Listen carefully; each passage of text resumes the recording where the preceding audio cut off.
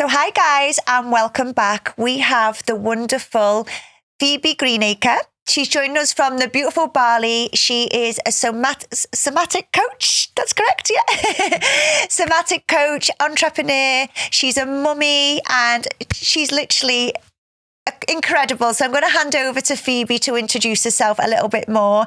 And we can't wait to get into this chat because we can cover everything from female emotions, business, burnout, grief, and obviously stabilizing the nervous system, because I think we go through life right now with such shattered nervous systems, women. So it'll be great to get some tips and tricks for how we can kind of float through life, shall we say. But welcome, Phoebe. How are you? I'm great. Thanks so much for having me. You're very welcome. We're such a pleasure to have you over here in the UK, joining us live from Bali. Thank you. So how I arrived to what I'm doing now, I'm a somatic therapist and nervous system coach, but my history is 10 years in corporate marketing, doing all the fun things, busy kind of 10-year burnout. And then I quit the 9 to 5, moved to London, became a yoga teacher, somatic therapist. I started an activewear brand and then kind of burnt out again after 6 or 7 years selling into Selfridges, Equinox, Soul Cycle. And then I just kind of packed up everything in COVID and moved to Bali with my British husband. So convinced him to move here. And then just kind of been focusing on living the slow life. I have a 3-year-old daughter who turned 3 yesterday.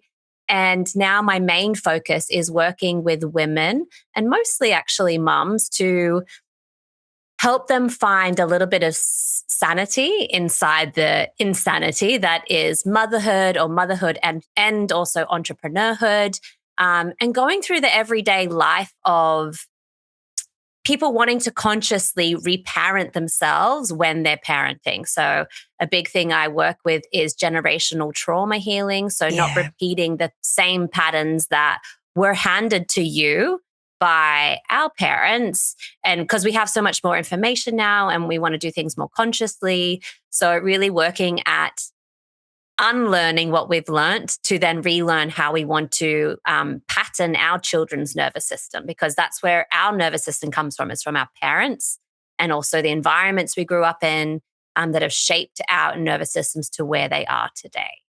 No, and I absolutely love that, because obviously when I was looking through your page and your business and everything, I was really excited for you to come on. So I run multiple businesses, Nick does, and then around about 3 years ago, I lost my mum and my whole life just shattered. I crumbled and I was just like, how do I get myself out of this? So I come across to yoga and breathwork, trying to heal. And it takes a long time. And especially when there's multiple businesses in the background, I've got a little son who's 10 and I was just trying to, how do I re-navigate life without my mum? And that kind of trauma that's there. So when I knew you were coming on, I was like, I would love to delve into this a little bit and just take from your experience and little tips and tricks, because sometimes I feel a little bit, nothing kind of fulfills me because I've still got that kind of loss. And I'm like, oh, how do I just feel that gap? I'm only 1.5 years into losing my mum. I'm sorry. So you're ahead of me in the journey. And honestly, of all the things that have happened to me, it's been the one thing that has just sideswiped me. And I'm still trying to understand. I've only just come back to my somatic therapy clinic to help other women process their grief and trauma. And it's always, it's always multi-layered. Depending on, your situation. And I actually just wrote a Substack article yesterday about how grief just completely sideswipes you and nothing prepares you for it. I don't know if it was a long journey for your loss or if it was a short journey. But mine was a 2-year cancer journey. So I was losing my mum slowly whilst I was becoming a mum. So there's all these layered, motherhood identity, loss of your previous matrescence, the maiden that you used to be. What I'm still coming to learn is that I don't think it ever goes away, the grief, But I think that you just learn to live with it, and not so much you learn to like live with the trauma, but it's almost like a slow acceptance of that this has happened. Because I never thought I would lose my mum. I thought my mum would be there forever. And so not being able to call her and chat with her and book holidays with her and ask her like, oh, what did I do when I was 3? You know, all of those. It's almost like that the loss or the grief continues because it's all those moments that you wish you could have called her, or all those moments that I wish she could have been at my daughter's birthday party yesterday. It's almost like this ebb and flow of grief and loss. And the main thing is that we loved so hard that love has nowhere to go. And I don't know who said that, but that's just, that's where my love is like, it's like, oh, I can't call her. And she didn't see that smile on Aaliyah as my child. And so it's just this like constant battle of ebb like and flow. Yeah, of course. I think for me as well, and you might have been the same, I think it's getting to grips with your new identity. I feel like you lose an identity when you lose that side, like a parent or something. And it's like, okay, so who's this new person? And you're having to navigate grief and then this new identity that comes with it, because you're just like, oh, I don't know who I am no more. Completely. I feel exactly the same. My mum was like my biggest foundation. Like I called her every day. She was my biggest cheerleader. She was like, you can take on the world. And that pillar of confidence is just literally been swiped out underneath me. So I'm learning to rebuild again. And I loved my life before. So like I loved everything about my life. So nothing has changed except for that she's gone, right? So it's just like, well, everything should still feel the same, be the same.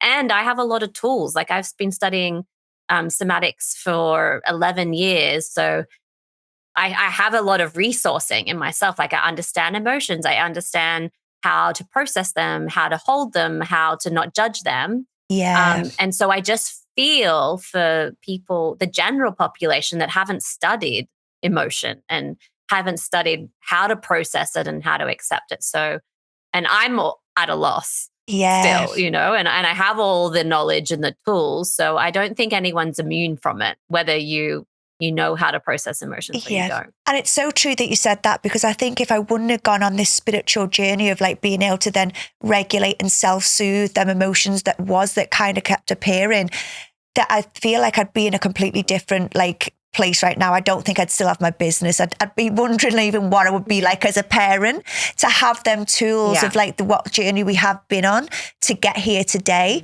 So could you help us explain to the audience, because obviously me and Nick know what somatic therapy is, but a lot of the audience is probably thinking, oh, okay, where can I kind of feed off these tips if I'm going through a little bit of grief, emotion, like nervous regulation, the burnt out, or... So let's explain a little bit what somatics is, because we're seeing a lot of it on Instagram now, aren't we? And it's really becoming completely. So I like to explain it in layman's terms. So soma is the Latin word or the Greek word for the living body. And so somatics is really a mind-body conversation with the mind and the body. So it's like almost this, like we're having this channel to connect what we're thinking in our brain to where it is actually feeling in the body. And that's what soma or somatics is the mind-body connection. And a lot of like traditional therapy, CBT, a lot of talk therapy is all in the brain. It's all in the mind. It's like where, we think about what we've and we share about what we've said. And like, when did this first start? We kind of like try to intellectualize it, which is fine. And it's great actually to understand like, oh, this is a pattern, or this is a behavioral thing, or, this is something that's happening again and again. But actually, if you don't locate where it is happening in the body, then the body is out of the conversation and we're just like heads walking around, right? We're just like, and 70,000 plus thoughts a day, that can be really overwhelming. And that's why, if we're walking around thinking that everything that we think is real, is true, is our reality, it's actually, it's not. There's a lot of, I think like 80% of our thoughts are trying to protect us. So they're going to be negative or protective. And so we call it a bottom up rather than top down. So bottom up is Yeah. like body, you find it in the body to connect with the mind. For an example, I might ask my client, they may tell me about their grief or, some emotions they may be having as being a mom, and they're frustrated. And after they're finished telling me the story, because obviously I need to understand the behind the scenes, then I ask them to close their eyes and I ask them to tell me where they can feel the sensation of the emotion. So let's say it might be frustration or anger, and it might be in my chest, and it might be red.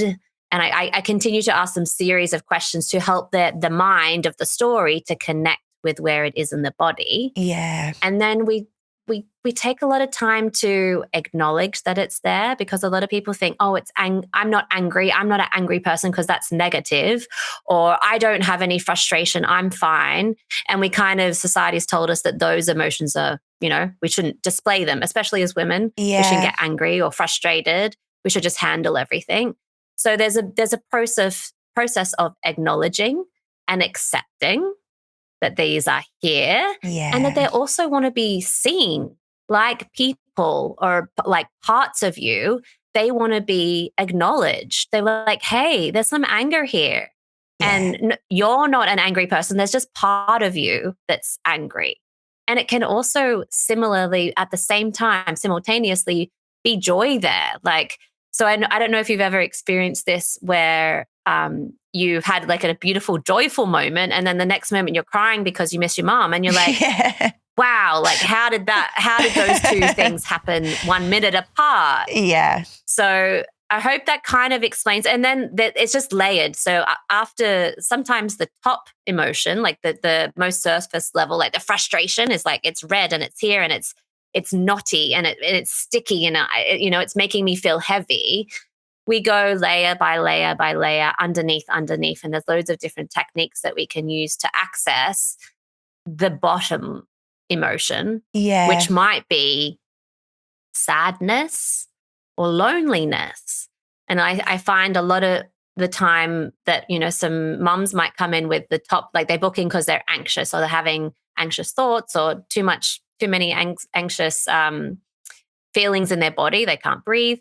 And after we go down, down, down, down into the body, there's often loneliness, or there's often sadness or resentment or completely different emotion to what they booked in for. Yeah. Because the top layer of the emotion is almost the layer that is so fed up. Your body is so fed up from holding all this unprocessed emotion. And it might start with grief and then resentment because your friend doesn't ask you how you are and you're sad and it lay. And then your kid asks for the toast cut in 4 and you cut it in 2 and then you explode, right? Yeah.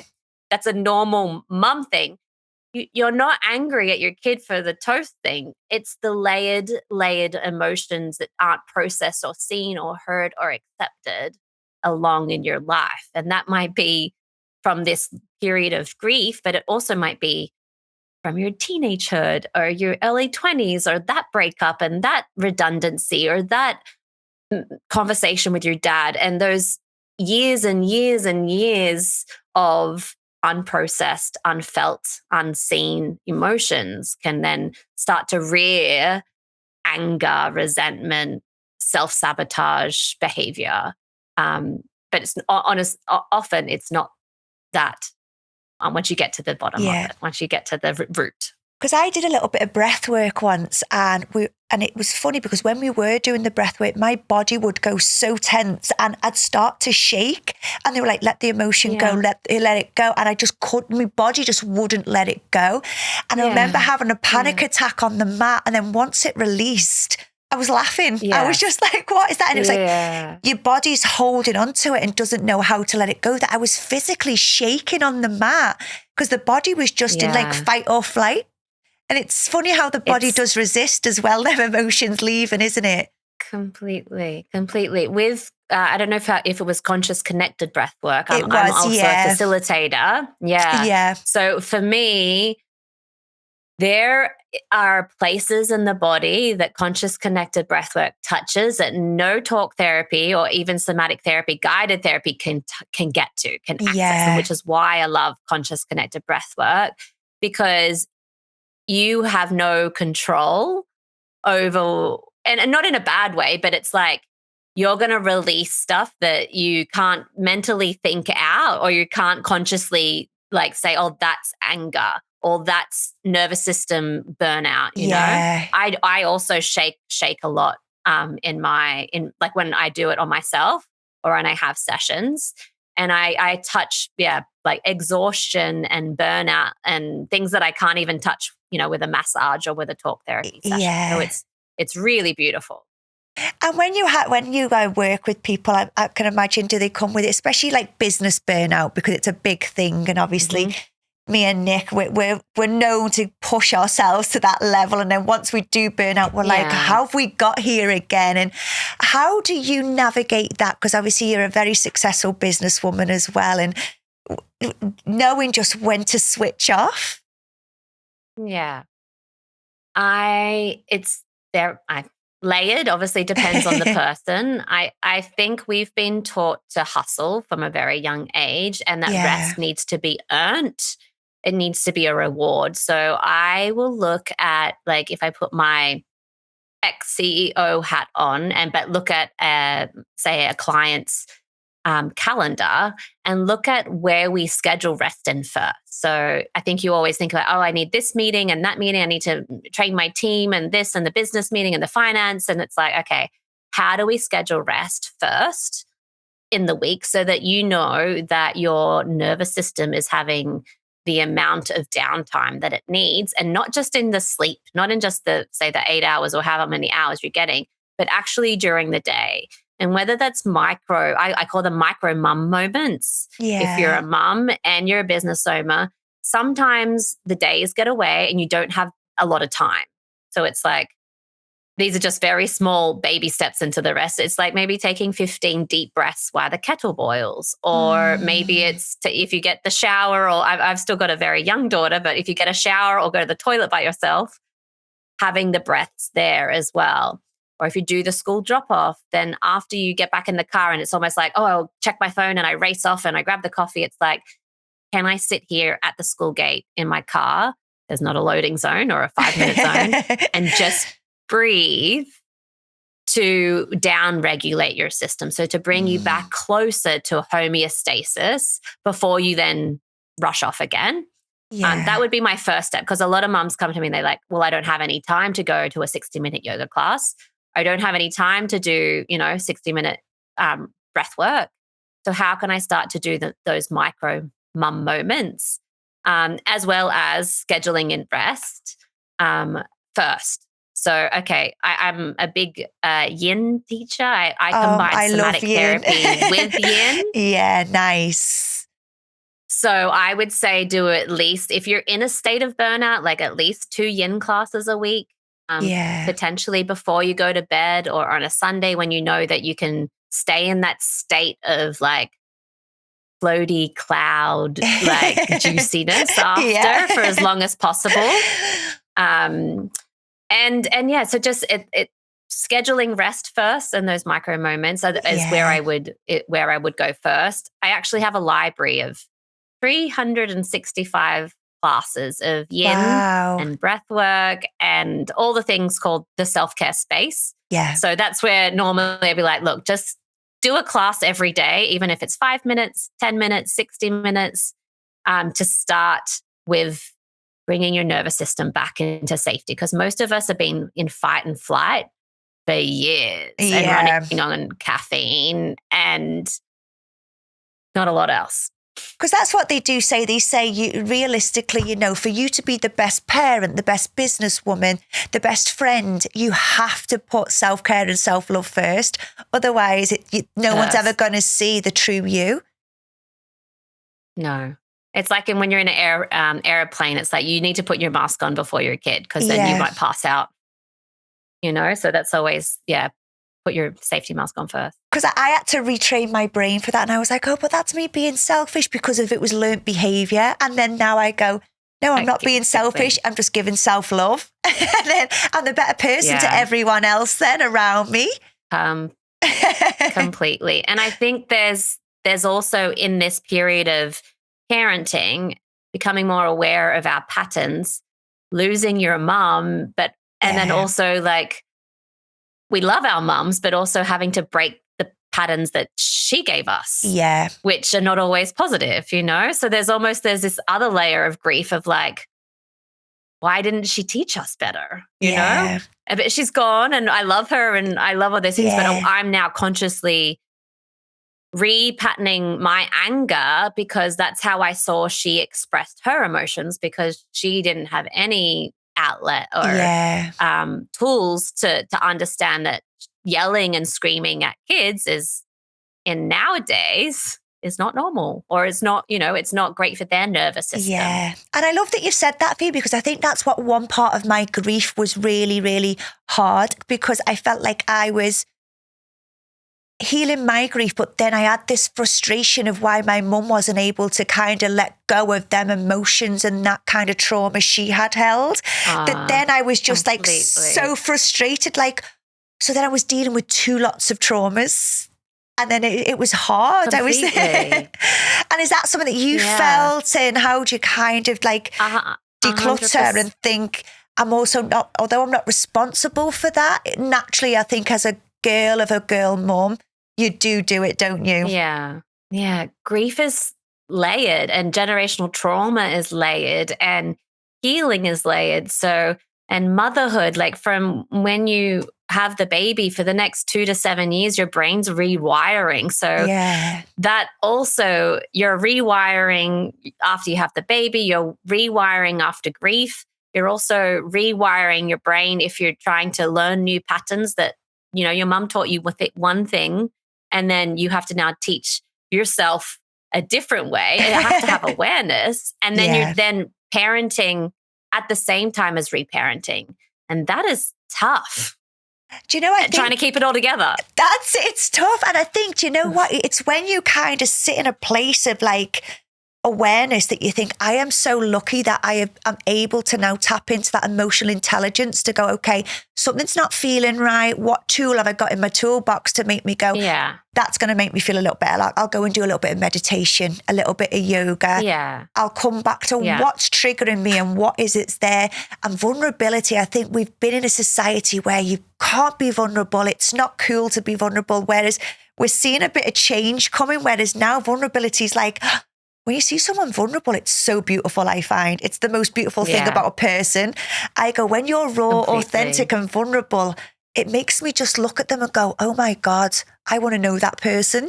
Yeah, completely. I've had too many breakdowns at coffee shops crying because I see a mum and a daughter together my age. And I'm like, oh, I'm so sorry. I'll never have that again. Or, it's so silly. It catches you at the silliest times. And it's just part of the process as well. Just like, and I think I've had to accept even more levels of vulnerability losing my mum, because there's just moments where I just even can't control the grief. Like I can't pack it up into a neat little box and say, I'm just going to deal with that when I get home, because it spills out everywhere and it's messy. And even with my friends, I'm like, I'm so sorry. I'm just crying all the time when I see you, like, because I'm normally the positive holiday organizer, girls' night organizer, and now I'm just like this sobbing mess. And it's been beautiful, like to be able to be held that way as well. Yeah, just have that vulnerability and someone go, it's okay to be seen for once, I suppose. Yeah. Tell us, anyone who is maybe starting this journey, because I've got a friend who lost her dad a couple of months ago, and it's starting now, the grief to kick in a little bit. And she just says to me, how do I get to where you are? And it's always a question that I go, I actually don't know how to even answer that, because I can see like just how tormented she is. She's just full of this hurt. And I go, I don't know, but I'll give her maybe books or something like that. But how would you suggest to someone to start as well? Because for me, it was like a friend said to me, come to a breath class. And then I got so addicted to it that I was like, oh my God, this is the right outlet for me. But then it is sometimes hard for me to say, oh, well, maybe do this, maybe do that. What would you suggest as like obviously a coach when someone goes, I just don't know where to start, but I want to get out of this dark place? But I think the first thing is to that, just not compare anyone's grief journey because they're all going to be different. That's the first thing. And you can't look at like and be like, oh, you got out of it so fast, or you seemed fine, because we're all going to grieve differently. That's the first level of acceptance. Secondly, I wish I gave myself more love and compassion for where I was, and not trying to get out of the darkness too fast, because if you get out of the darkness too fast, it comes back. Right? You're like, I'm just going to climb out of this hole. I'm just going to be happy again. I'm going to be fine. And then you'll find yourself randomly falling back into it. Yeah. So and I know it's hard because in our society, we wrap grief or death into a little neat box. We go to the funeral, there's a nice little eulogy and the flowers, and then everyone goes away, and then that's it. You're not supposed to talk about it again or ask it again or, check in. So accepting that death is taboo and not talked about in our society. I have a language tool book that people can use to give to their friends, and it's be like, hey, do you want to talk about your mum today, or is it something that you don't want to talk about, or would you like me to ask about her, or tell me a story about your mum that you loved? Because I think we do want to talk about our mums or our dads or whoever's passed, but everyone thinks that it's going to be awkward. So giving them the language around it, like you can give this PDF to a friend and be like, here's a language book, whether it's your partner or your friend, and be like, here's some questions you can ask me to make me feel less awkward or uncomfortable. And then if your friend loves you, they're going to be like, oh my God, thank you so much. Like I wanted to ask about, but I didn't want to make you sad.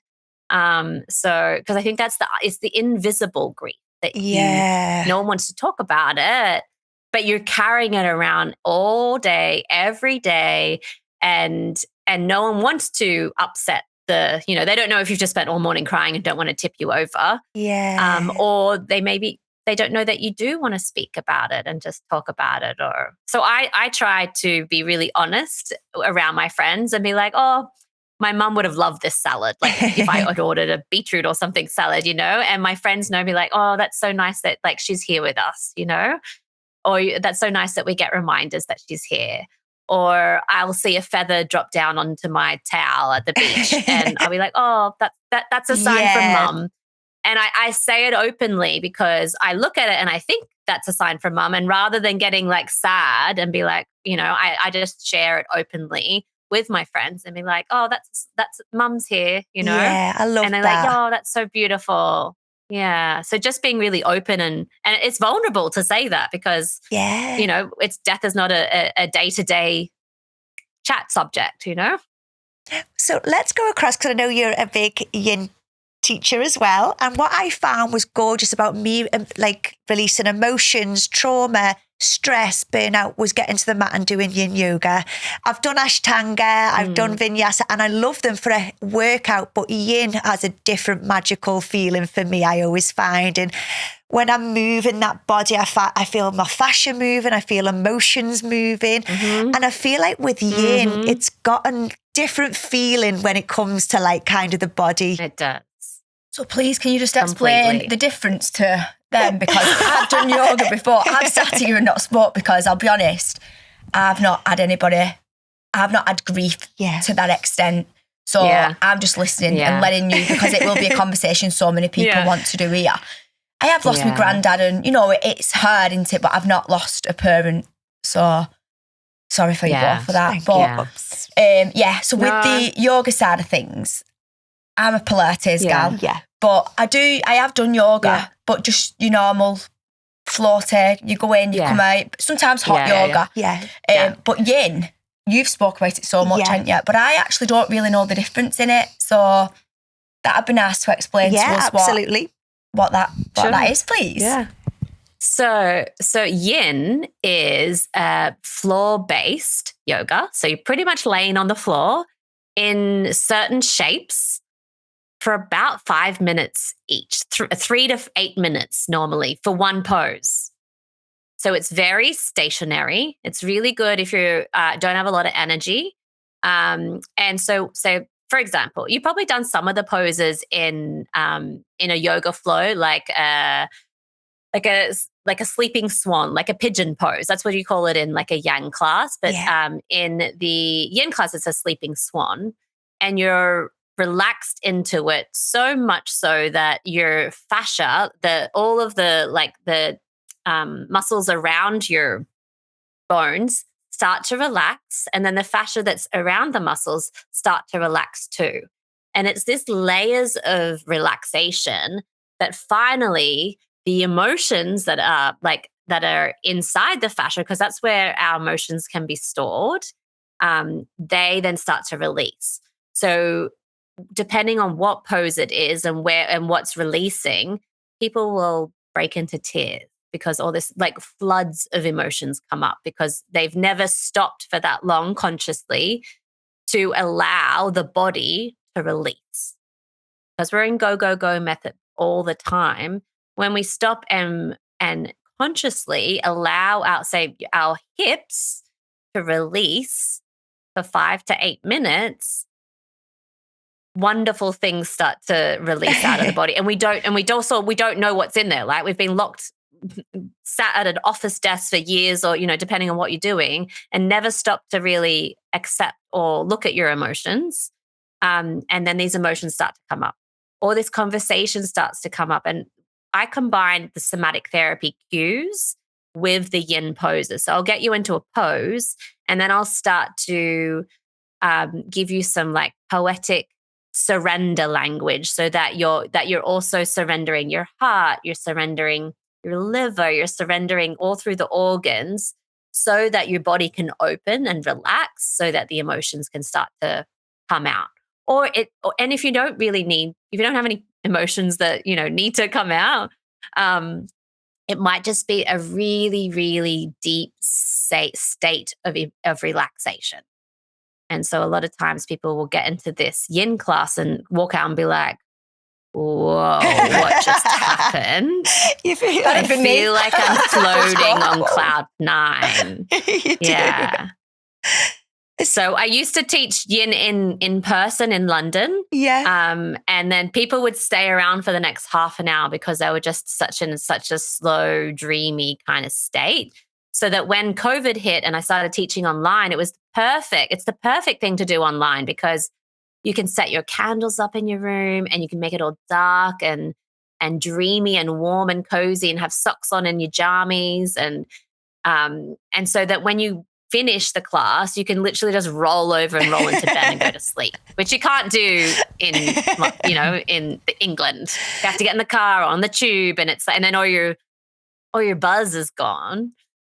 So yeah, that does that explain? Does that help you get into amazing. That sensation? So when I first started doing yin, I was doing the back bend into a cartwheel.